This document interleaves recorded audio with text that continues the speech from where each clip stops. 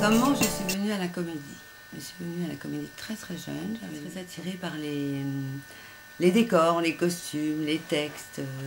Beaucoup de choses m'intéressaient. Je suis extrêmement curieuse, non pas des gens, mais de la vie, des comportements, des choses qu'on voit, qu'on envisage. J'ai pratiqué pas mal de cours de théâtre amateur, et puis après j'ai fait un cours d'art dramatique, une école de cinéma. Je travaille en général dans des répertoires qui sont des répertoires dits à thème.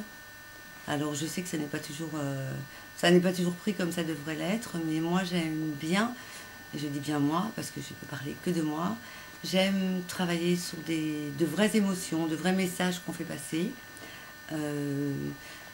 des choses parfois difficiles, parfois douloureuses, mais qui réveillent aussi de vrais états. Finalement, j'ai rencontré Yann Alexander.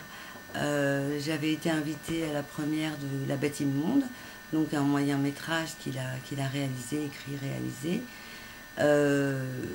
C'est un univers qui lui appartient, bien à lui, avec des personnages qui sont très très forts en émotion.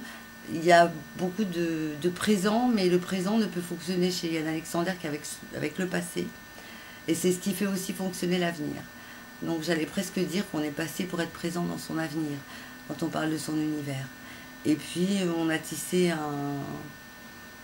un lien petit à petit, un lien de confiance, de connaissance de son univers. Je suis un petit peu entrée dans son univers. Je pense qu'il a un peu perçu en moi des choses qu'il pouvait envisager pour ses réalisations.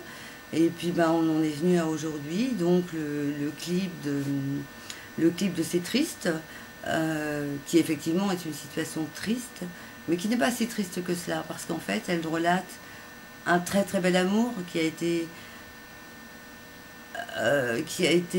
j'allais dire endeuillé, mais c'est un pléonasme, par le décès de son compagnon. Ils s'aimaient, on a toujours des choses qu'on aurait aimé dire, qu'on n'a pas eu le temps de dire, qu'on n'a pas eu le temps de faire, mais ce qui reste, c'est l'amour, c'est les sentiments, c'est l'âme qui reste entre ces deux personnes, c'est cette fille, qui est cette amie du défunt qui l'aime, qui essaie de remonter, mais qui ne vit aussi que par lui, qui n'a pas fait son deuil. J'ai pas l'impression qu'elle soit prête à le faire. En même temps, c'est aussi une joie de pouvoir continuer à communiquer, je ne sais pas de quelle manière, mais en tout cas à la sienne, avec les personnes qui sont parties. Et ça peut être pris comme c'est triste, ça peut être pris aussi comme un message d'espoir. La vie continue, mais il s'est passé des choses et on les oublie pas. Et on n'a pas envie de les oublier.